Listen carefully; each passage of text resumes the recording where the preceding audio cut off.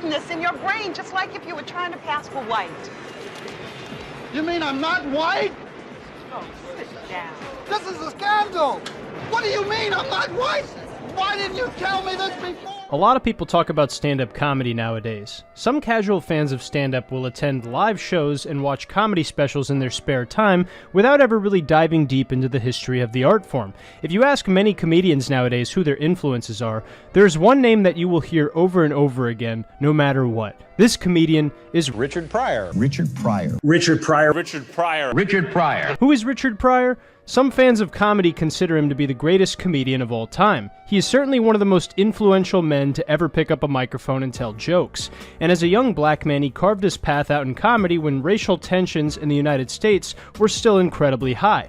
Richard Pryor was a man of many talents, many crafts, and also many wives. Louis C.K., Patrice O'Neal, Eddie Murphy, Dave Chappelle, some of the greatest comedians in the world have vocalized just how special Richard Pryor was as a comedian and how he influenced them in their formative years of finding their comedic voice. And as funny as Richard Pryor was, along with that came some serious personal issues in his life that really just wrestled with his ability to live a sustainable, balanced life while on the road performing stand-up comedy. What is it that made Richard Pryor such an intriguing person and comedian? By the end of this video, you will know exactly who Richard Pryor is, where he came from, some of the amazing work he's done, some of the darkest points in his life and career, and what makes his style of comedy so illustrious and renowned. This is Richard Pryor, the comedy trailblazer.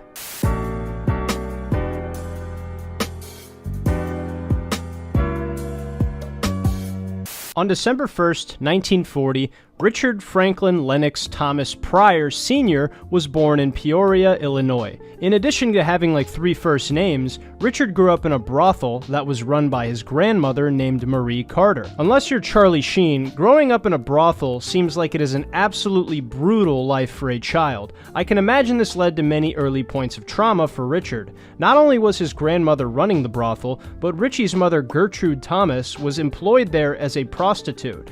In addition to his mom being a sex worker, Richie's father, Leroy Buck Carter Pryor, was a pimp, which is how he met Richie's mother, Gertrude. Aside from the incredibly romantic Cinderella love story between these two model citizens, Leroy was also a professional boxer and hustler. This unconventional and often chaotic environment of the brothel exposed Richie to a variety of characters and situations that would later become comedic fodder for his stand-up routines. Richie's relationship with his mother, Gertrude, was complicated and marked by hardship. One particularly poignant moment in his life was his mother's decision to abandon him at just 10 years old. The circumstances surrounding Gertrude's departure were influenced by the challenging environment in which Richard was raised. It's presumed that the reason for her leaving Richie was a combination of personal hardships, including financial difficulties, and the demanding nature of her promiscuous lifestyle. This abandonment had a profound impact on Richard Pryor, shaping his worldview and influencing the themes he would later explore in his comedy act. The absence of a stable maternal presence in his life became a recurring theme in Richie's stand-up routines and contributed to the development of his unique comedic perspective. With his mother out of the picture, Richie's main maternal figure in his life was his grandmother Marie. Unfortunately for Richie, his grandmother was an incredibly aggressive mother figure who would physically abuse him anytime he acted odd or different from what she believed to be that of an ordinary child's behavior. Richie was one of 4 children raised in his grandmother's brothel. His siblings include Patricia, Marie, and Jimmy Lee Pryor, who were all younger than Richard. In addition to the incredibly brutal circumstances surrounding their childhood, Richard would have to help his grandmother look out for his younger brother and sisters. Richie's childhood would continue to be filled with themes of brutality when at the early age of 7 years old, he would be sexually abused. This early trauma would take a heavy emotional toll on Richard, and this damage would start to bleed into other facets of his life. Despite all he had been through, Richie displayed signs of intelligence, observational skills, and a sharp sense of humor at an incredibly young age. His sense of humor developed incredibly early as a coping mechanism for the absolute and utter hell that was his childhood. As a youngster, Richie would attend Irving Elementary School in Berwyn, Illinois. At this young age, his parents would divorce. This was a few years before his mother would abandon him. Despite his keen observational skills, when it came to applying himself academically, Richie really struggled and could care less about school. He'd often receive D or F grades from his teachers, and his teachers marked him as apparently unstable emotionally, which led to him being held back a year in the 4th grade. Richie developed an identity as the class cut-up. He was the boy in school who would holler like Tarzan in the halls or play basketball in the manner of his favorite member of the Harlem Globetrotters. It was his way of redirecting the unwanted attention he received as one of the only black kids in his class. Eventually, Richie would transfer schools to Blaine's Sumner Elementary School in Peoria, where he would show signs of improvement as a young student. He actually made a deal with one of his teachers, where if he showed up to class every single day on time, he would be allowed to perform a 10-minute comedy routine every Friday in front of his peers. Eventually, he found himself performing for a larger audience, that being the entire school. At recess, he started performing his comedy routines at the school's gym entrance and was supported by the Glow Girls, a 4-girl singing group who served as his fellow headliners. While technically this was not stand-up comedy at a comedy club, it's safe to say that Richard Pryor started performing comedy for people as early as the age of 10 years old, and this really helped him bloom into the young artist he would soon become because he was exposed to this outlet of performance at such a young age. It takes many years as a comedian to find your unique comedic voice, so when you begin searching for it as a 10-year-old, you're going to find it much quicker than a guy who starts comedy at the age of 29, so given his experience in performance at an astonishingly early age, Richie would go on to start developing his comedic voice, hence giving him a head start. After finishing the 5th grade, Richie would then transfer to Truman Middle School, where he would continue to do impressions and perform comedy routines for his peers, but it was met with much more resistance and backlash than it was when he was in elementary school. There, the same kids who delighted in his act also bullied him and called him racial epithets on the schoolyard, which deeply upset and angered Richie and affected his ability to perform his comedy routines. Richard's school attendance would start to dramatically decrease due to the repeated bullying and harassment he would face ad nauseum. Things would only get worse for Richie in school. When the time came and Richard turned 14, he would then attend Peoria Central High School. Given the racial tensions being high in the time period, and the school consisting of mostly white teenagers, the bullying and harassment towards black students, coupled with the fact that Richie had an unconventional personality, led to him facing much more bullying and harassment than he had endured in middle school. Then things reached a breaking point for Richie when in the 9th grade he would clash with the science teacher named Walter Fink. Being a former military man, Mr. Fink was a square who took any available opportunity to antagonize Richie for his strange behavior that he saw as unfit for his classroom. Mr. Fink would go all out on Richie because he saw him as a massive disciplinary issue, and one day Richie snapped at Mr. Fink, and their verbal dispute would evolve into a physical altercation after Richie took a swing at him. Unfortunately for Richard, he would get his ass kicked by the former jarhead and vaccine guinea pig, and upon losing the fight, he would be thrown into the hallway. Even worse, Joe Rogan wasn't there to give him a post-fight interview to find out what went wrong. Alright, I'll spare you all the stupid fucking jokes and move on. The altercation led to Richie being expelled from Peoria Central High School at the age of 14 years old, and upon his forceful exit, he would not return to any high school. Despite picking a fight with his teacher, Richard dropping out of high school was not a unique experience for him, because in the 1940s and 50s, black children in Peoria, Illinois were much more likely to drop out of school than white children. In fact, among all the black students who started at Peoria Central High School the same year Richard Pryor started, not a single one of them finished high school given the extreme racial tensions and adversity they encountered. They all either left to start their careers, transferred to different schools, or were expelled like Richard Pryor. Despite all the trouble Richard had been experiencing in school given the bullying and harassment, extreme racial tensions, and his home life being a literal whorehouse, Richie soldiered on in his life with a very clear vision of what he wanted. His time in elementary and middle school performing for his peers and making them laugh made it abundantly clear that he had a knack for entertaining people. His performances and comedy routines really cemented to him how much he loved the thrill of standing in front of people and telling them jokes, so much so that he would eventually try stand-up comedy in a completely different city. But before that, in 1958, when Richie turned 18 years old, he would join the United States Army because apparently he hadn't dealt with enough crap from military guys in his life. During his time in the Army, Richie had a challenging experience that would later influence his comedic material. He served as an entertainer in the Army, participating in talent shows and performing comedy for his fellow soldiers. However, his irreverent and provocative style did not always align with the military's expectations, leading to numerous conflicts with his superiors and him building a reputation for being a big troublemaker. Ritchie's rebellious nature and refusal to conform to general military standards resulted in a series of disciplinary issues. A lot of his time in the military was spent in a military prison because bad boy Ritchie just couldn't comply with direct orders from his superiors. The story of how Ritchie got thrown into military prison is actually quite interesting. It started out that he was stationed in Bumholder, Germany, and first thing in the morning, there was a morning roll call procedure that every branch of the military does to establish a sense of order and routine in the day, and Richard proceeded to skip this meeting, which is a big no-no in the eyes of the military. After being disciplined for this infraction, Ritchie would end up going off on one of his superiors. He hollered out a slew of incredibly offensive racial slurs in Spanish at his colonel, which led to him getting in serious trouble, despite this being admittedly pretty funny coming out of Richard Pryor's mouth considering what he would go on to become. This wasn't the serious trouble that landed him in the stint, though. In 1960, Ritchie and his unit were watching a 1959 film titled The Imitation of Life, which tells the story of how a young mixed-race woman with light skin tries to pass herself off as a white woman. One of the white soldiers laughed really hard at several of the racially charged scenes that were scattered throughout the film, which really pissed off Ritchie and his fellow soldiers that were minorities. Ritchie, Pryor, and a few of the soldiers then proceeded to jump and stab this guy until he was near death. The white soldier would survive this, and it led to Ritchie and his peers being thrown into military prison for quite a while. Eventually, the army officials bargained with Ritchie and offered to give him an early discharge under honorable conditions instead of escalating his charge. Being that Ritchie was not really a great fit in the military to begin with, he would accept this offer and see his exit from the United States Army in 1960. It was around this time Ritchie would meet Patricia Price, who he would go on to marry in 1960, becoming his first wife. Then in 1961, Richard and Patricia would divorce. What a jip that turned out to be. This would mark a pattern that was all too common in Richard's life of marrying and divorcing many different women. At this point in Richard's life, he knew he wanted a career in entertainment, but in the meantime he had to figure out a plan to tackle these aspirations in the best way possible. Then in 1963, Ritchie would move to New York City in pursuit of his dream of being a stand-up comedian and entertainer. This was the common path for most aspiring comedians back in the day, which was moving to New York City,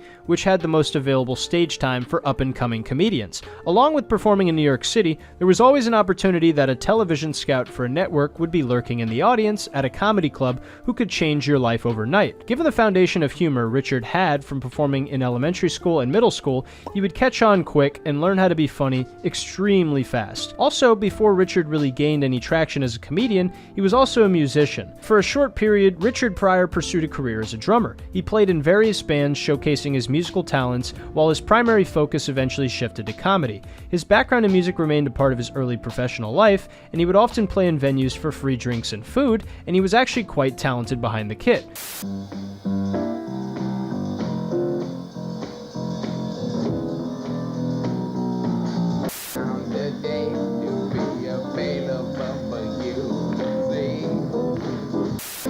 Come on, Richard.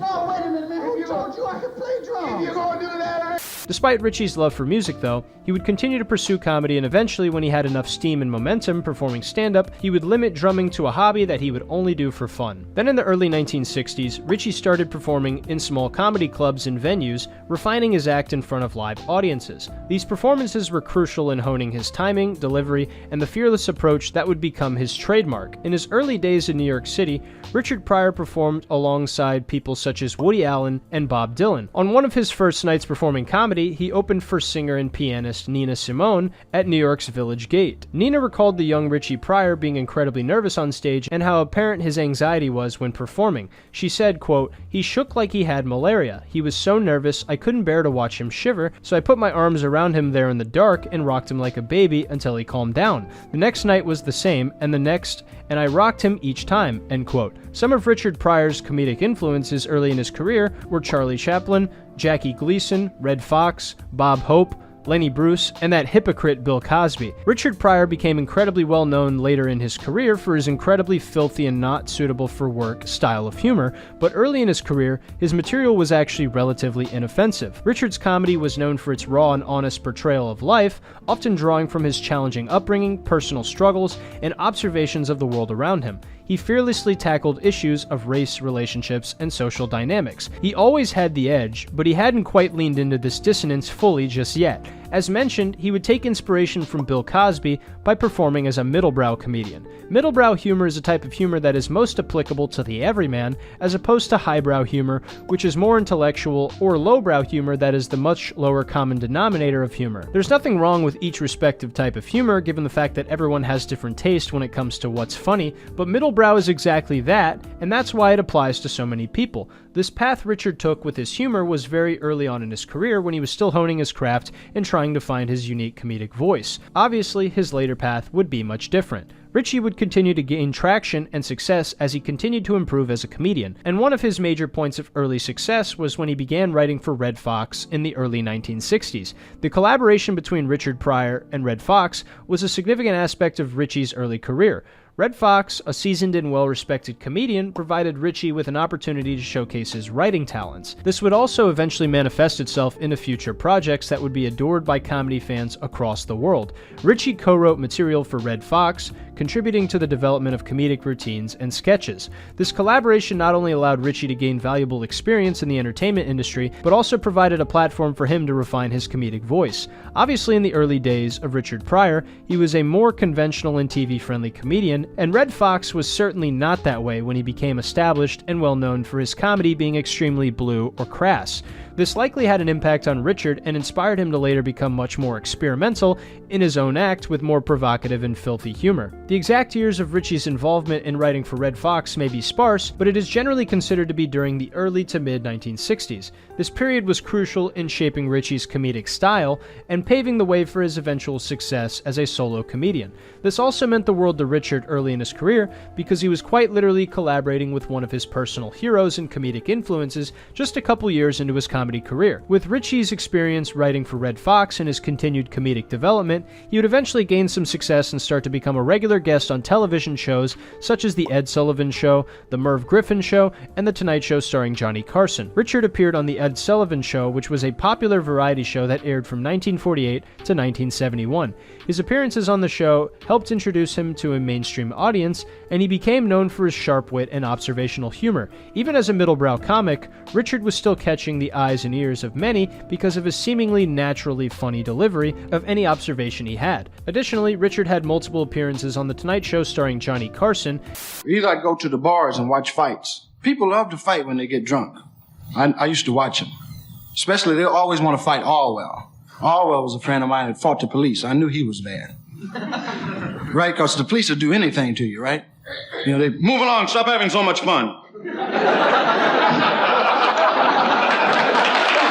Hey, man, don't push me with no stick, Mr. Officer.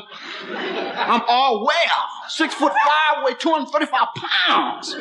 Bring fire out my chest. I know you understand. You understand? Now, why don't you call downtown and ask about me all well? Remember last summer when the 15 police come got that and 4 or 5 of them got messed up? That's me. And Johnny Carson was a highly influential figure in the world of late-night television, and appearing on his show provided comedians a platform to demonstrate to the world what it was that made them so funny through the brilliant comedic interview style that Johnny Carson cultivated.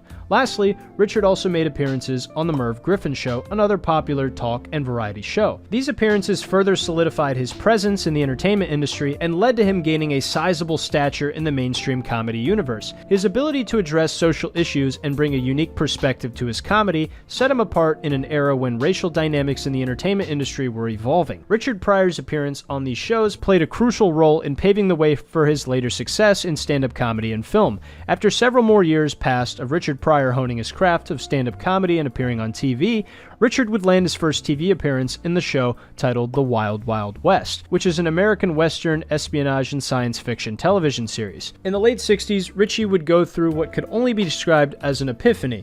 He had been working relatively TV clean and middlebrow for years now, and for some reason something just didn't sit right within Richard. He felt like his act was missing some of his quirks and who he was deep down. The story is actually described as such. Richard Pryor walked onto the stage at the Aladdin Hotel in Las Vegas with Dean Martin in the audience, looked at the sold-out crowd, and exclaimed over the microphone, "What the f*** am I doing here?" and walked off the stage. After the show, Richie reflected a lot on his act and how representative of himself he felt it was, and after this he would start to incorporate cussing and racial epithets into his act. Richie was already a massive star, thanks to his appearances on variety television shows, and with his transition into more vulgar comedy, his popularity in the mainstream would just continue to skyrocket. On a side note, in 1967, Richard Pryor would marry his second wife named Shelley R. Bonus, but unfortunately they would divorce just 1 year later because of irreconcilable differences. However, his skyrocketing in popularity led to Richard Pryor achieving considerable success in Las Vegas, particularly during the late 1960s and early and later 1970s. Las Vegas was a prominent entertainment hub during this era, with numerous casinos and venues hosting top performers. Richard Pryor, with his groundbreaking comedic style, became a sought-after act in the city's vibrant entertainment scene. One of the leading factors that led to Richard's success in Las Vegas was his successful residency at the Aladdin Hotel in Vegas during the early 1970s. His performances at the hotel's main showroom were well received, and his reputation as a dynamic and edgy comedian continued to grow in Las Vegas and across the rest of the country as well. Given the racial barriers that existed in the 70s, Richard was also a breath of fresh air for the industry. At the time, Las Vegas had a history of segregation and limited opportunities for black performers.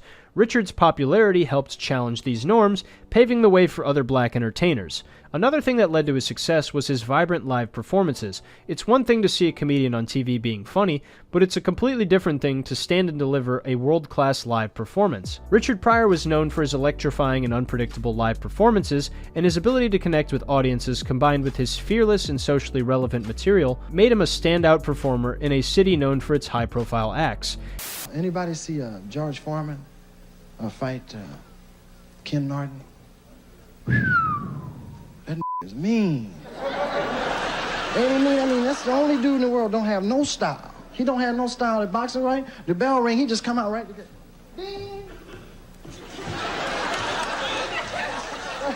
And he whooped Norton like Norton said something about his mama or something, right? You know. What you doing? Put your hand down. What you doing with what you got a guard for? You know what I mean? His transition from an opening act to a nationally touring headliner also made his Vegas residency incredibly successful. This marked a significant step in his career, solidifying his status as one of the most influential comedians of all time. At this point in time, Richard would start to see some success in other realms besides comedy as well. He continued to build his career in film and television, becoming a sought-after talent in Hollywood for acting. His success in these other entertainment realms added to his allure as a performer. Finally, Richie's success in Las Vegas contributed to a broader transformation in the entertainment industry, challenging traditional norms and influencing the kinds of acts that could succeed in mainstream venues. Richard Pryor's achievements in Las Vegas reflected not only his comedic brilliance, but also his role in reshaping the landscape of stand-up comedy and entertainment. His legacy in the city is part of a larger narrative of breaking racial and social barriers in the entertainment industry. Then in 1968, Richard would record his debut comedy album titled Richard Pryor with Dove label, and this album would be absolutely huge for him as an artist. Before even turning the album on to listen, the cover photo is this hilarious picture of Richie with no clothes on and a bow and arrow, like he's on an island hunting for food. It's pretty hysterical, and then on top of that, the album would show the world why everyone had been talking about Richard Pryor.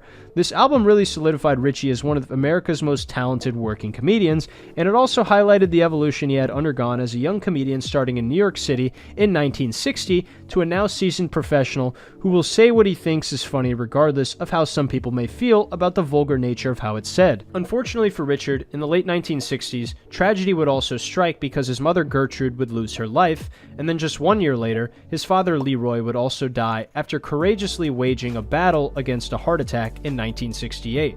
With the death of Richard's parents, he would take the appropriate time to mourn their deaths, but then shortly after he would proceed with his career because he had just struck gold and was seeing his career trajectory absolutely moon.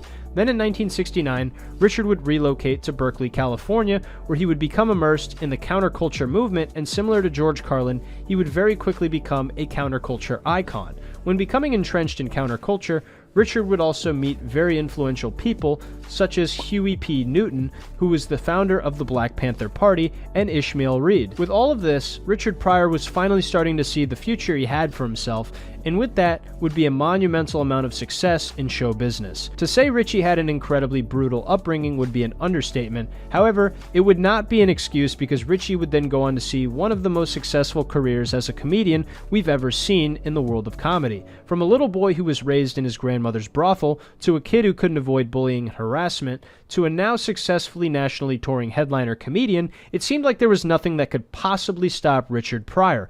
Once the 70s got rolling, Richard Pryor's golden years would begin. What you want? A Bentley, fur coat, a diamond chain? All you blacks want all the same thing. Richard's incredible performances and residencies in Las Vegas would really lead to him becoming a superstar in the world of show business, not just as a comedian either. Richard would start to act in many movies and write for several TV shows. This period was a time when Richard Pryor was seriously trying to break into mainstream television and movies so he could continue to build his audience while making more money. In the 1970s, Richard wrote for several different television shows such as Sanford & Son and The Flip Wilson Show. When it came to writing on TV shows, Richie would gain a significant amount of experience rather quickly. First on the list for his experience, Richard Pryor contributed his comedic writing talents to The Flip Wilson Show, a groundbreaking variety show that aired from 1970 to 1974. The show starred comedian Flip Wilson and featured a mix of sketch comedy, musical performances, and guest appearances. Wilson's program was known for its innovative format and its significance as one of the first successful variety shows hosted by, now don't laugh at this next part, an African American. Richie joined the writing team of The Flip Wilson Show during its early seasons, and his creative contributions played a role in the show's success. His involvement showcased his versatility as a comedian and writer, contributing to the development of humorous sketches and monologues that resonated with audiences. The Flip Wilson Show was praised for breaking racial barriers and providing a platform for talent amongst black people. Richard Pryor's comedic style, which blended sharp social commentary with humor, added a distinctive flavor to the show's content. The sketches often tackled issues of race and culture, reflecting Richie's ability to infuse comedy with relevant and thought-provoking themes. Richard Pryor's work on The Flip Wilson Show was part of a broader trend in the early 1970s, where black comedians were gaining prominence in mainstream entertainment. Richie's success as a writer for the show contributed to his growing reputation in the industry, paving the way for his future accomplishments in stand-up comedy, film, and television. While Richard Pryor's time as a writer for The Flip Wilson Show may not have been as long-lasting as some of his other ventures, it was a notable chapter in his career. It showcased his ability to contribute to successful mainstream television programs and demonstrated the impact of his comedic voice on a broader audience. Next on the list, Richard Pryor would contribute his writing talents to the popular television sitcom Sanford & Son. The show, which aired from 1972 to 1977, starred Red Fox as Fred G. Sanford, a junk dealer, and Demond Wilson as his son, Lamont Sanford. The series was known for its humor, memorable characters, and portrayal of black culture. Richie would be a great fit for writing on the show, given his experience as a black man in America during a time of extreme racial tensions. Richie's contribution to Sanford & Son were notable for infusing the show with his incredible comedic sensibilities and unique perspective. His work on the show likely involved crafting jokes, developing comedic situations, and adding elements of the sharp and socially relevant humor that would become synonymous with Pryor's name. The collaboration between Richard Pryor and Red Fox, who were friends and had previously worked together, was significant in breaking new ground for black comedians and writers in mainstream television. Pryor's involvement in writing for Sanford & Son contributed to the show's success and its lasting impact on the portrayal of black characters on television. While Pryor's tenure as a writer on Sanford & Son was relatively brief, similar to The Flip Wilson Show, it represented a significant chapter in his career as he continued to make a mark in various facets of the entertainment industry, showcasing his versatility and influence beyond the stand-up comedy stage. Richard Pryor would not just write on TV shows either. He would also write for Lily Tomlin's TV special titled Lily that featured a variety of stand-up comedy, musical performances, and sketch comedy. In this special, Richie contributed his writing talents to help create memorable and humorous content. The collaboration between Pryor and Tomlin was notable for bringing together two comedic talents with distinctive styles, creating a show that showcased their individual brilliance while also highlighting their ability to collaborate creatively. The special featured Lily Tomlin's signature characters, including Ernestine, the telephone operator, and Edith Ann, a precocious 5.5-year-old girl. Richard Pryor's contributions likely included writing sketches and monologues that complemented Tomlin's comedic range. The era of the early 1970s was marked by a shift in television programming, with a greater emphasis on showcasing diverse voices and breaking away from traditional formats. Richard Pryor's involvement in the Lily Tomlin special was part of this broader trend, where comedians were given more creative freedom to explore edgier and socially relevant material. While Richard Pryor is best known for his stand-up comedy and his impact on the genre, his work as a writer for various TV specials, including collaborations like the one with Lily Tomlin, underscored his versatility and influence across different facets of the entertainment industry. The Lily Tomlin special stands as a testament to Pryor's ability to contribute his comedic genius to a variety of creative projects. He would also share an Emmy Award that was given to Lily and the writing staff for the show.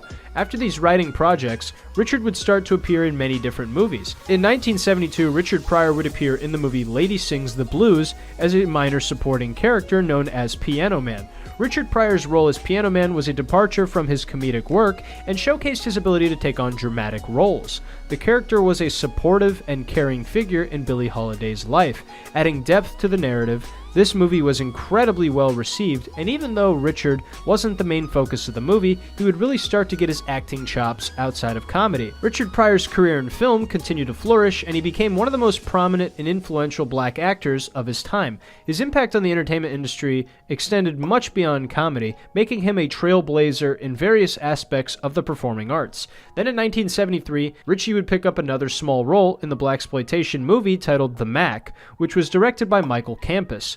In the film, Richard Pryor plays the character Slim, a streetwise and smooth-talking pimp.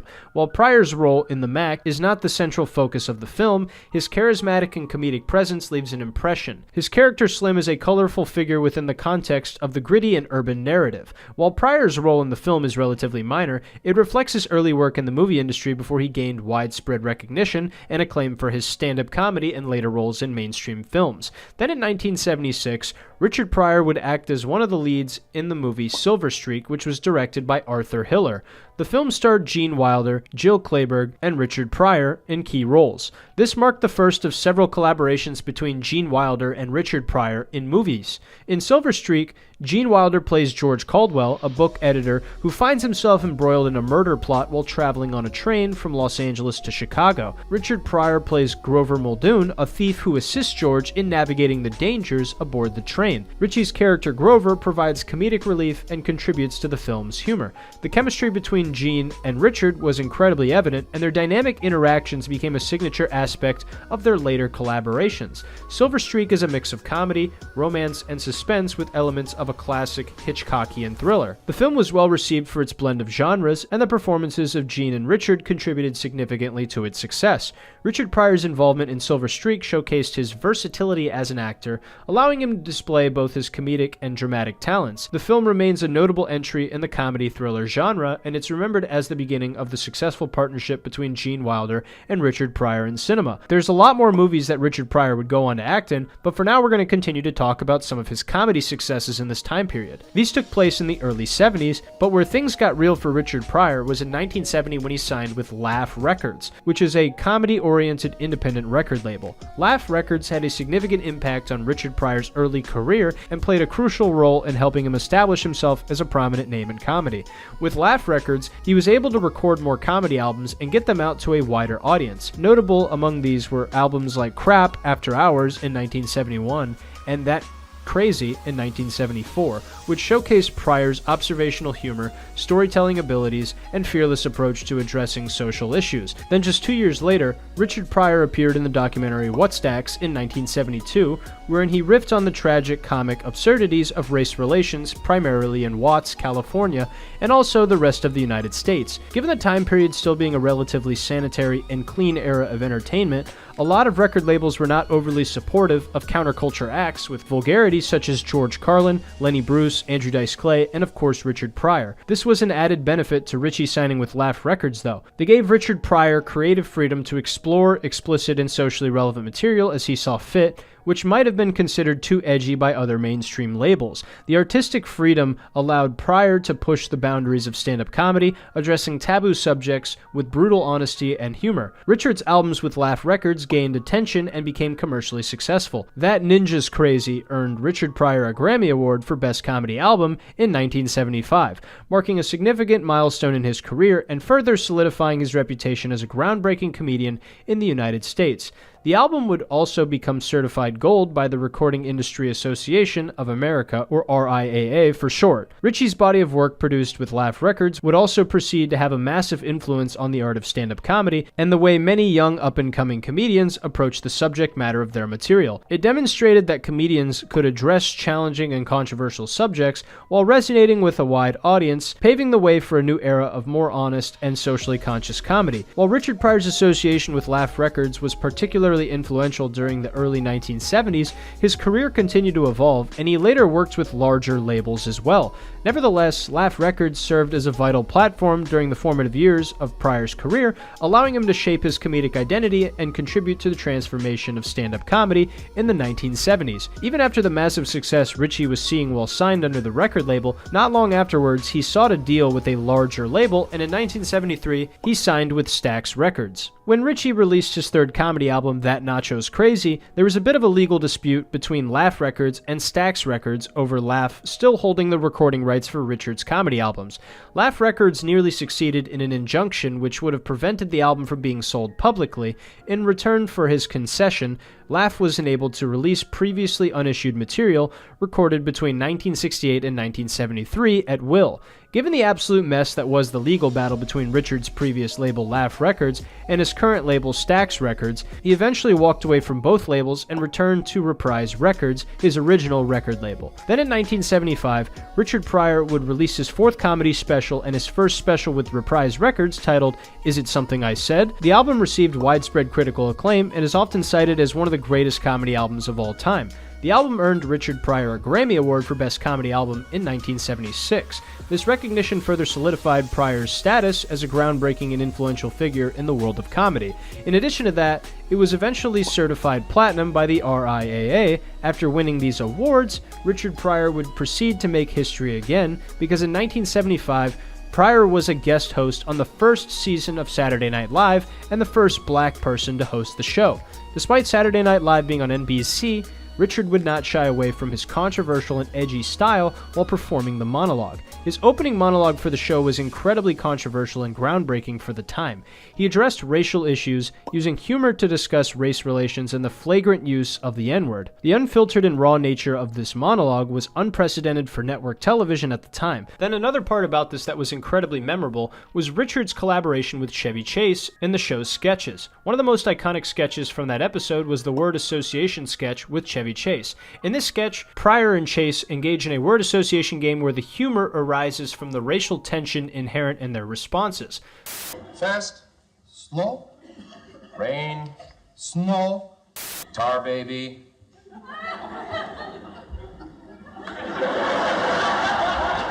colored, redneck, jungle bunny, pack of wood. The sketch is considered a classic and is remembered for its sharp and daring comedic commentary. This was not only a pivotal moment for Richie's career, but also absolutely huge for Saturday Night Live, given the show being so new and Pryor being so big. Pryor's appearance on Saturday Night Live was a turning point for the show, helping it gain cultural significance and critical acclaim. The success of the episode also contributed to Saturday Night Live's reputation as a platform for addressing social and political issues through comedy. Richard Pryor's hosting of Saturday Night Live in 1975 remains a watershed moment in television history. His unapologetic approach to addressing race and social issues on a major network was groundbreaking, influencing the trajectory of comedy on television and opening doors for greater diversity in the industry. Then in 1976, Richard Pryor would release yet another brilliant special that would be titled Bicentennial. Just by the title, you can tell that this album is not only incredibly controversial, but it's also widely regarded as some of Richard Pryor's most daring and thought-provoking work. The title itself reflects Ritchie's unapologetically confrontational approach to racial issues and societal norms during a period that included the United States bicentennial celebration in 1976. The album marked a point in Pryor's career where he continued to push boundaries, moving beyond conventional stand-up comedy. His willingness to explore uncomfortable and controversial subjects demonstrated his commitment to addressing societal issues through his art. This comedy special is a testament to Richard Pryor's ability to use comedy as a medium for exploring difficult and important subjects. The album remains a powerful example of Pryor's influence on stand-up comedy, and his legacy as a trailblazer in addressing social issues through humor. The special would also prove massively successful with critics and comedy fans alike, because it would mark Richard's third consecutive comedy special that would win a Grammy Award for Best Comedy Album and become certified gold. I think this special is undoubtedly one of Richard Pryor's best specials ever, so I'm going to save the nitty-gritty details along with my personal thoughts on the special for the stand-up comedy special section. Before I move on, I'd like to ask that if you're enjoying the video so far, to please like the video and subscribe to the channel, because you guys have nothing to lose by doing so, and it also inspires me to keep making these videos better and better for all of you. Anyway, the drama would continue with Richard's old and current record labels even years later, because with every successful album Pryor recorded for Warner, Laugh published an album of older material to capitalize on Richard's growing fame. This was a pattern they would follow until 1983. Going back to the 70s though, with Richard Pryor's widespread acclaim, he would then receive the opportunity to do his own variety show titled The Richard Pryor Show, which premiered on NBC in 1977. The show marked Richard Pryor's attempt to bring his unique brand of comedy to a mainstream audience through a primetime network program. The show premiered on September 13, 1977 as a primetime special, and later transitioned into a regular series. It featured a mix of comedy sketches, musical performances, and guest appearances. Richard Pryor assembled a diverse cast that included established comedians and actors such as Robin Williams, John Witherspoon, Sandra Bernhard, and Paul Mooney. The cast also included up-and-coming talents who would later become successful in their own right. The Richard Pryor Show faced challenges and controversies due to its edgy and unconventional content. The show's humor pushed the boundaries of what was considered acceptable for network television at the time, leading to clashes with network executives over censorship and content control. Despite its critical acclaim and Pryor's undeniable comedic genius, the show struggled with low ratings and was canceled after only 4 episodes. The network's concerns about the controversial content and the difficult time slot may have contributed to its short-lived run. Richard Pryor's creative vision for the show aimed to address social issues, challenge stereotypes, and provide a platform for a diverse range of voices. While the show faced challenges, it was ahead of its time in terms of pushing the boundaries of what could be explored on network television. Despite its brief run, The Richard Pryor Show left a lasting impact on the comedy landscape. It is remembered as a groundbreaking effort to bring Pryor's uncompromising and socially conscious comedy to a broader audience. While The Richard Pryor Show was short-lived, Richard Pryor's influence on comedy and television continued to grow. His subsequent work in stand-up, film, and other projects further solidified his status as one of the greatest and most influential comedians in the history of American entertainment. Then in 1979, Richard Pryor would take a trip to Kenya, and this would dramatically change Richard's approach to comedy. Upon returning to the United States from Africa, Richie swore up and down he would never use the N-word in his stand-up comedy routine again. Then in 1980, Richard Pryor would make history yet again by being the first black actor to earn $1 million for a single film when he was hired to star in Stir Crazy, which was directed by Sidney Poitier. The film would mark the second collaboration between Gene Wilder and Richard Pryor following The Silver Streak in 1976. The film follows the misadventures of two friends, Skip Donahue played by Gene and Harry Monroe played by Richard, who find themselves wrongfully convicted of a bank robbery. Sentenced to a lengthy prison term, they must navigate the challenges and eccentricities of prison life. Gene Wilder and Richard Pryor's on-screen chemistry and comedic partnership were central to the film's success. Their contrasting styles, Wilder's neurotic and Pryor's energetic type of humor, created a dynamic that resonated with audiences everywhere. Stir Crazy was a commercial success, becoming one of the highest-grossing films of 1980. The popularity of the film was fueled by the comedic talents of Gene Wilder and Richard Pryor, as well as the engaging storyline that combined elements of comedy and adventure. Sidney Poitier, a highly respected actor and director, helmed Stir Crazy. The film showcased his ability to handle comedic material, and his collaboration with Wilder and Pryor proved to be a winning formula. While Stir Crazy is primarily a comedy, it includes elements of social commentary, particularly in its depiction of the challenges faced by the protagonist within the prison system. The film touches on themes of justice, friendship, and resilience. The success of Stir Crazy further solidified Gene Wilder and Richard Pryor as a popular comedic duo in Hollywood. Their chemistry and the success of their collaborations contributed to their status as one of the most iconic pairings in comedy film history. Stir Crazy remains a notable entry in the filmographies of both Gene Wilder and Richard Pryor. The film's blend of humor, adventure, and social commentary, along with the dynamic performances of the lead actors, has contributed to its enduring popularity. This movie was one of Richard Pryor's biggest movies yet, and it certainly amplified the superstardom that he was already experiencing at this point in his career. I also find it worth noting, later, in 1998, Richard Pryor won the first Mark Twain Prize for American Humor from the John F. Kennedy Center for the Performing Arts. According to the former Kennedy Center president, Lawrence J. Wilker, Pryor was selected as the first recipient of the prize because, quote, as a stand-up comic, writer, and actor, he struck a chord and a nerve with America, forcing it to look at large social questions of race and more tragicomic aspects of the human condition. Though uncompromising in his wit, Pryor, like Twain, projects a generosity of spirit that unites us. They were both trenchant social critics who spoke the truth, however outrageous, end quote. I know this was years after the 70s, but I felt it was worth noting when talking about Richard Pryor's accomplishments. Anyways, the golden years of Richard were absolutely marvelous. However, along with this massive success, came an accident that nobody saw coming. This accident would undoubtedly change Richard Pryor for the rest of his life.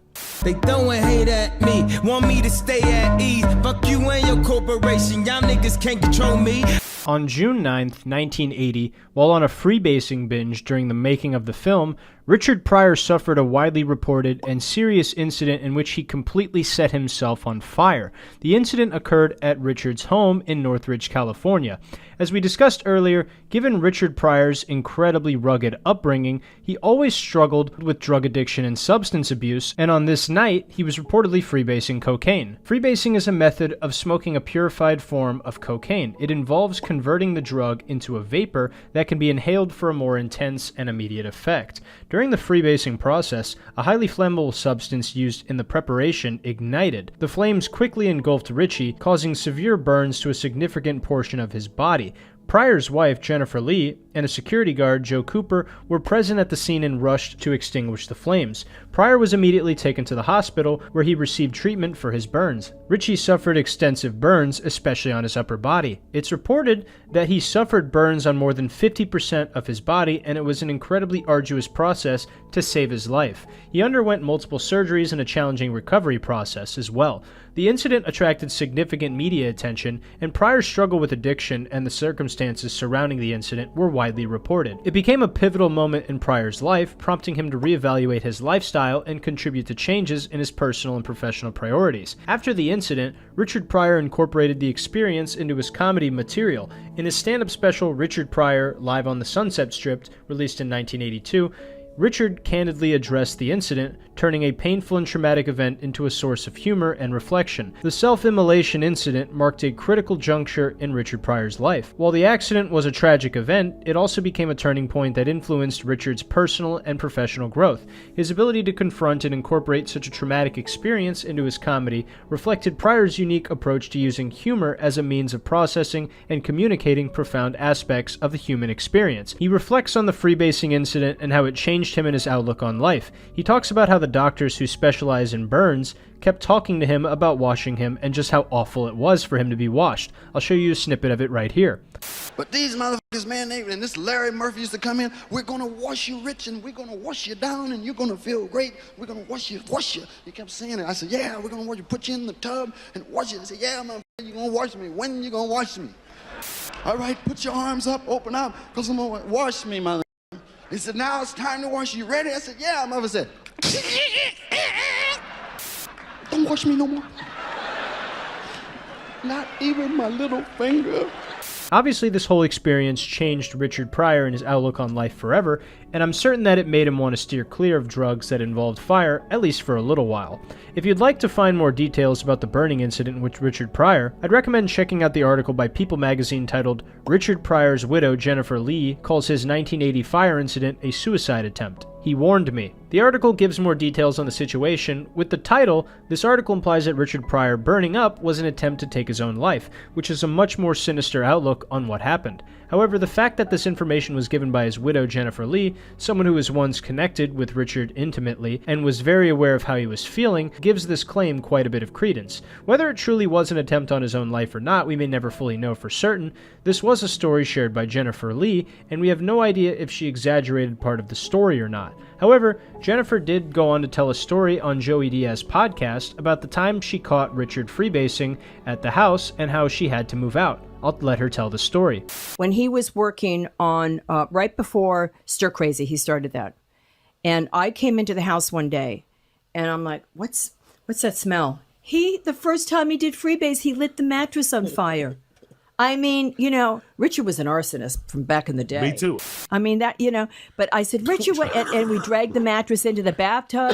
That shit. And I did that with him for about 10 days. And I'm like, I'm out. I can't, that shit. I could snort. And I could keep that under control. This shit was like, what kind of high is this? It's like someone took a mallet and goes, whap. You're just non-compos mentis. You're not thinking, you're not aware. I said, I got to get out of here, Richard. And anyway, I wrote a poem to Richard. And I said, Richard, this is not working. I said, the way you made love to me was a shame and a disgrace. Your ice cold heart chilled my soul. Your woman is freebase. It's very sad to hear from her how she felt like Richard loved freebasing more than he loved her. But man, what a battle axe this woman was, trying to take Richard away from what he loved most. I'm just kidding. All in all, the fire incident marked a time in Richard's life where he underwent drastic self-reflection, similar to his trip to Kenya where he decided to never use the N-word in his stand-up comedy act again. In this situation, though, I believe Richard was thankful to still be alive and decided he wanted to try and live a slightly safer life in terms of his lifestyle. This was Richard Pryor's fire incident. I know that we the new slave. I'm about to wild the fuck out. I'm going Bobby Boucher. Along with delivering some of the best comedy specials the world has ever seen, Richard Pryor also had some absolutely legendary late-night television appearances. The two shows he would appear on the most were Late Night with David Letterman and The Tonight Show with Johnny Carson. I will first talk about his appearances with David Letterman's show. Pryor made several appearances on Late Night with David Letterman during the show's early years in the 1980s. These appearances allowed viewers to see Pryor's candid and humorous side in a more relaxed and conversational setting. Pryor's appearances typically included interviews with Letterman, during which he discussed a variety of topics, including his career, personal life, and current projects. Richie was known for his engaging storytelling and ability to infuse humor in almost any subject. One memorable moment occurred during one of Pryor's appearances when he discussed his trip to Africa. He shared humorous anecdotes about his experiences and interactions during the journey. Richard's ability to blend comedy with insightful commentary made his appearances on the show stand out dramatically. David Letterman had a great deal of respect as well for Richard Pryor, and their interactions on the show reflected a genuine admiration for Pryor's contributions to comedy. Letterman often allowed Pryor the freedom to express himself in a way that showcased his unique comedic voice. Pryor continued to appear on various late-night talk shows, including those hosted by David Letterman as his career progressed. Each appearance provided a platform for Richie to share his views on comedy, society, and his own personal experiences. Richie's appearances on Late Night with David Letterman are a part of his broader legacy in the world of comedy. His ability to connect with audiences through humor and storytelling, even in a talk show format, contributed to his status as a comedic icon. Richard Pryor's influence extended far beyond the stage and screen, and his appearances on talk shows like Late Night with David Letterman allowed audiences to see different facets of his personality. The interviews and interactions with Letterman showcased Pryor's wit, charm, and enduring impact on the world of comedy. One of my favorite moments of Richard Pryor on Late Night with David Letterman was in 1987 when he discussed how it feels to come back to New York City when you haven't been there in a long time. I'll show you some of the interview here. Check it out. When you come back to New York, you haven't been there for a while, you realize how big it is. Mm-hmm. It's like very big, and people are moving all the time. They don't stop for nothing. Yeah. They just go, go, go, go, go. I can't wait to get back in the hotel and go, yeah. People are just want to be all over you, don't they? No. No, they don't. They don't bother me at all. Well, I'm with my son, so they... In public, that they would want to get up there and shake your hand and pat you on the back and stuff. Oh, damn. Jeez, Dave. No. I haven't been on the road in a while. I want to go after my next film. I like to get back and do a concert so you can get in front of people and they can ask you, where'd you get them shoes? There's some pretty awesome observations, and Richie delivers them with his witty style, and has that incredibly remarkable way of storytelling to hook you in the entire time. It's truly a spectacle to watch. Finally, Richard Pryor also made numerous appearances on The Tonight Show starring Johnny Carson, one of the most iconic late-night talk show hosts in television history. This was Richie's bread and butter when it came to TV appearances. Pryor was a frequent guest on The Tonight Show throughout the 1970s and 1980s. His appearances were highly anticipated, and his charismatic and dynamic presence made him a favorite of both Carson and the audience. Pryor often performed stand-up comedy during his appearances, showcasing his razor-sharp wit and observational humor. His stand-up routines on the show were well received and contributed to his reputation as one of the greatest stand-up comedians of all time. In addition to his comedy performances, Pryor engaged in candid and memorable interviews with Johnny Carson. These interviews provided insights into Pryor's life, career, and perspectives on various topics. Pryor's authenticity and humor made him a captivating guest. Richie's appearances on The Tonight Show were significant in breaking racial barriers on television. As one of the first black comedians to achieve widespread success, Richard Pryor's presence on a mainstream show like Johnny Carson's helped pave the way for greater diversity in late-night television. Pryor often used his appearances on The Tonight Show to promote his latest projects, including film and stand-up specials. Carson's show provided a valuable platform for Pryor to connect with a broad audience and generate interest in his work. Johnny Carson, the legendary host of The Tonight Show, held Pryor in the highest regard. Carson recognized Richie's talents and impact on comedy, and their on-screen chemistry made for memorable television moments. Richard Pryor's appearances on The Tonight Show are part of his lasting legacy in the world of entertainment. His ability to transcend racial and social barriers through comedy, combined with his captivating storytelling, made him a groundbreaking figure in the genre. Richard Pryor's contributions to late-night television, particularly on The Tonight Show, played a role in shaping the landscape of comedy and influencing future generations of comedians. His humor, honesty, and charisma left an indelible mark on the cultural fabric of American entertainment. I think the most legendary appearance Richard made on The Tonight Show with Johnny Carson was right after Richard lit himself on fire, and he has quite the emotional roller coaster talking about what happened and reflecting on the situation candidly. That being said, he's still able to make some hilarious jokes on the spot about this incredibly difficult time for him. Check it out. I don't know where to start. First of all, how you feeling? I feel... Don't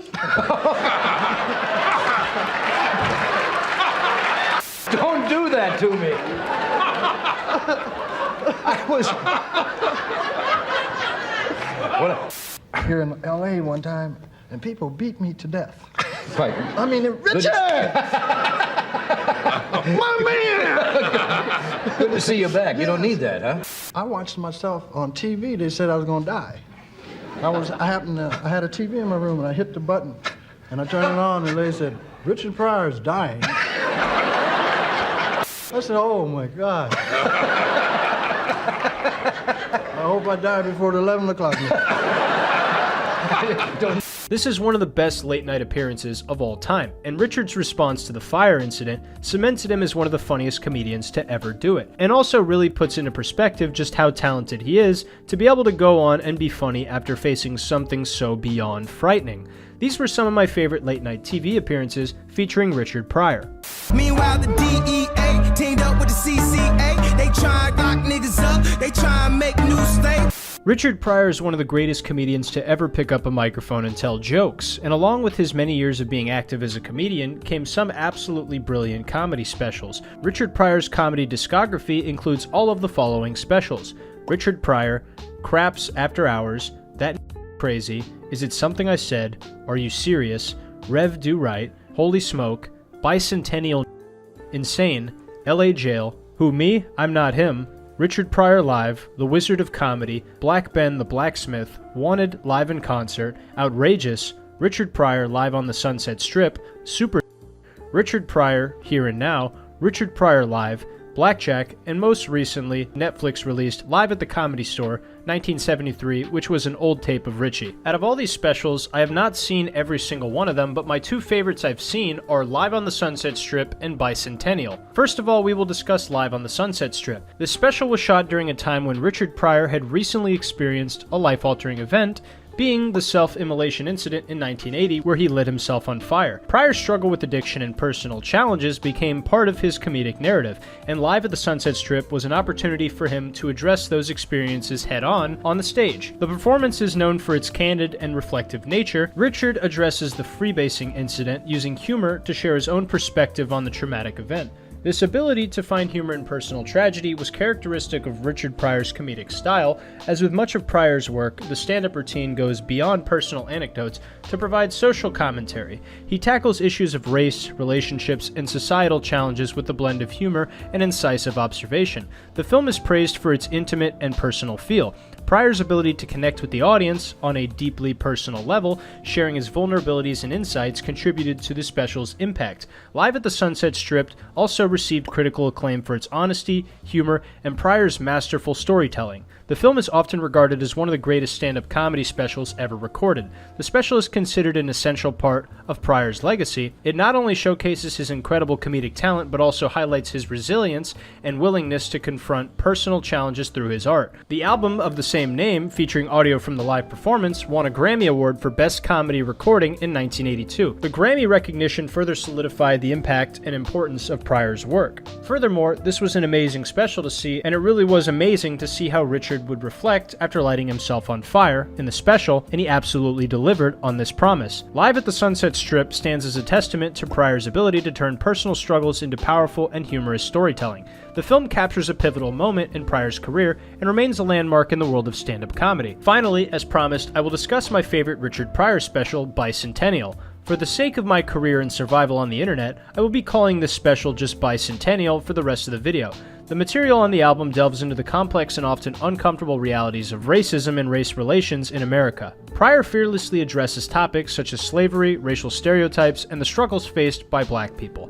The content is raw, explicit, and unapologetically honest. The album was released during the United States Bicentennial, which marked the 200th anniversary of the country's independence. Pryor used this occasion as a backdrop to provide a critical and satirical examination of America's history and the ongoing challenges faced by black Americans. As with much of Richard's work, Bicentennial goes beyond comedy to offer insightful social commentary. Pryor's ability to blend humor with sharp observations about race, politics, and human nature set him apart as a groundbreaking comedian. Bicentennial earned Richard Pryor a Grammy Award for Best Comedy Album in 1977. The recognition from the Grammy Awards highlighted the impact and significance of Pryor's work in the world of comedy.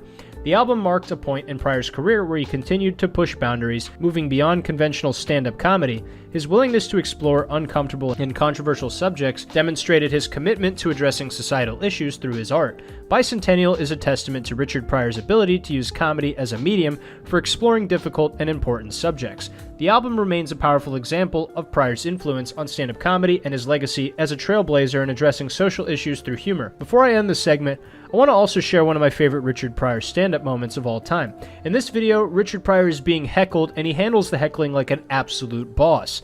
It remains one of my favorite heckler videos of all time because of how cool Richard plays the situation. I'll show you some of it here. Check it out. Back there, man, in Chicago in the Midwest, boy, it gets cold. I'm talking about cold. Make you change your... What is... This ain't Johnny Carson, mother... I love the reply that this isn't Johnny Carson. It's absolutely hilarious and completely off the cuff. Most comedians, when they get heckled like this, will lose their cool and sometimes try to destroy the heckler, but Richard just stays in the pocket after throwing out this clever little line and weaves right back into his act like a true professional. A lot of hecklers aren't as malicious as they're framed to be, while some of them just genuinely want to be part of the show, and comedians can get really aggressive towards them, but in this instance, Richard is absolutely being rudely interrupted, and he just handles it like a boss. He continues to handle these drunk hecklers. Watch this. Bullshit! Bullshit! My dick. People in the audience get hostile. You drunk, mother... I used to drink a lot. Stop. Been 7 months. I don't believe that shit. Oh, you don't have to. I know you ain't gonna believe it because you f***ed up. He's just deflecting these drunk cries for attention so masterfully. Then they try to get really personal and ask Rich about his mother, who at the time had been dead for years, and Rich just takes his time and disarms the heckler calmly. Check it out. How's your mama? Well, how's my mama? I beg your pardon. I'll slap you in the mouth with my dick. It's absolutely amazing. This is exactly how a heckler should be handled. Obviously, the more aggressive the heckler, the more aggressive I'd say the comedian is allowed to be, but Richie Pryor was just cold as ice when he would deal with hecklers. I also really enjoy the material he's on, where he's talking about cold weather in the Midwest and how he personifies the wind. Check this out. I mean, it get cold when you go outside. The wind be waiting on your ass around the corner like this. Here you come. And that shit, boy, it was cold. That wind waited for me to get into the street. It didn't even do nothing while I was walking through the airport. As soon as I got outside, it was like, get your shit, put that shit up around your head. Stop fucking home. I think the analogy that the wind is waiting on your ass around the corner is absolutely hilarious. All in all, Richard Pryor being such a brilliant artist, it's no shock that he has such a timeless and hilarious discography full of some of the best comedy specials to ever be recorded. These were some of my favorite stand-up comedy specials by Richard Pryor.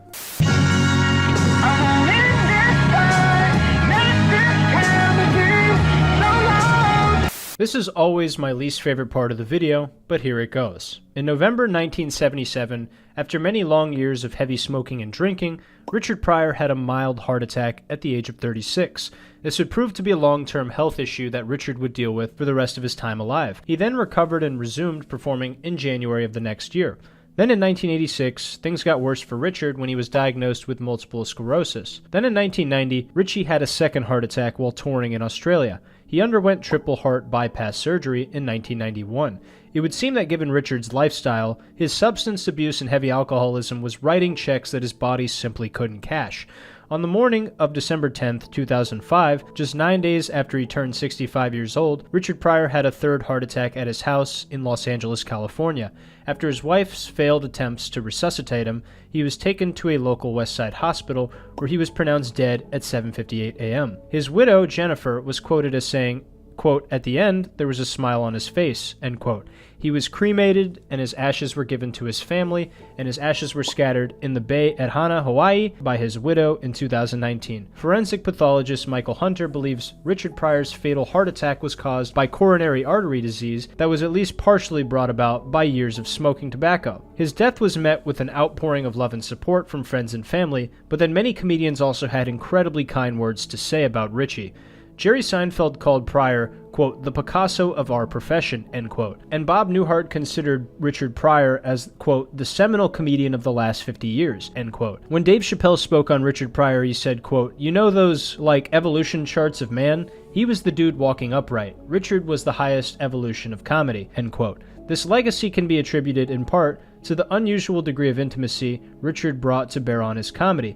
As Bill Cosby reportedly once said, quote, "Richard Pryor drew the line between comedy and tragedy as thin as one could possibly paint it," end quote. Then in 2004, shortly before his death, Comedy Central had voted Richard Pryor #1 on Comedy Central's list of the 100 greatest stand-up comedians of all time.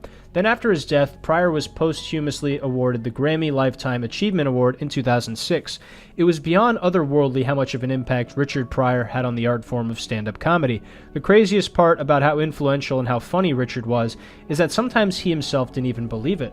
There's an interview of Jim Carrey where he talks about talking with Richard Pryor, and I'll just let Jim tell you the story. Check this out. I found myself in the parking lot one night, 21 years old, and standing. Everybody else left, and suddenly I found myself standing with Richard Pryor. Yeah, which is enough to, for any comic to just wet his pants. Yeah, and we passed a joint back and forth.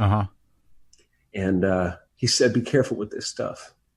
And he said, "I don't remember 40 years of my life." And I said, "What?" And I was dumbfounded. I said, "What?" And he said, "I'm not sure it was me."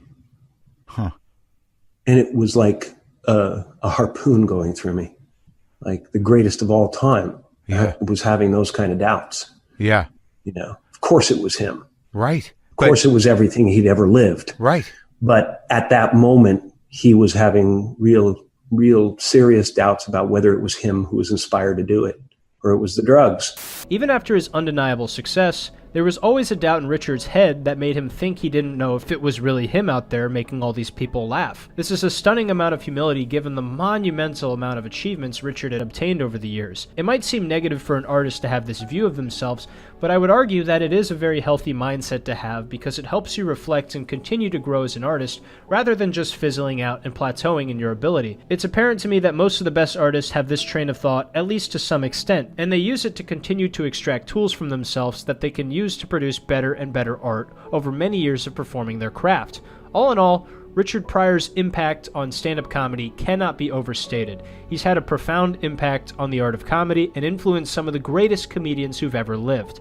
Along with that, he left behind a body of work that will be appreciated and admired for years to come. Whether you're watching one of his many comedy specials, or you're watching Harlem Nights with your father like I do, you will come to appreciate Richard Pryor and the massive and beautiful impact he had on the world. Long live Richard Pryor. May he rest in peace. This has been Richard Pryor, the comedy trailblazer. Hey everybody, thank you so much for watching the video all the way to the end. If you want to support the channel, make sure to like the video, subscribe to the channel, turn on post notifications, and share this video with a friend because that's the easiest way to support the channel and it's completely free. And if you didn't like the video, make sure to send it to somebody that you don't like. Richard Pryor was a very special comedian and I thought today's video was a very good way to kind of document what made him so important to me, what made him so funny to me, and what I think made him so special to so many other people as well. If you guys want to support the channel further, you can check out my Patreon page down below where you get to see some exclusive content, you get to see videos early, you get to play a direct hand in the direction my channel takes, and you also get shoutouts every single video. Shout out to Jason Murray, Crossblocker, Ethan, and Thomas Gill for supporting me on Patreon. Anyway guys, we have some awesome videos coming down the pipe. I hope you guys are excited because I sure am. Make sure you guys take care of yourselves, your friends, your families, your loved ones, anybody important to you, and I'll see you in the next video. Take care.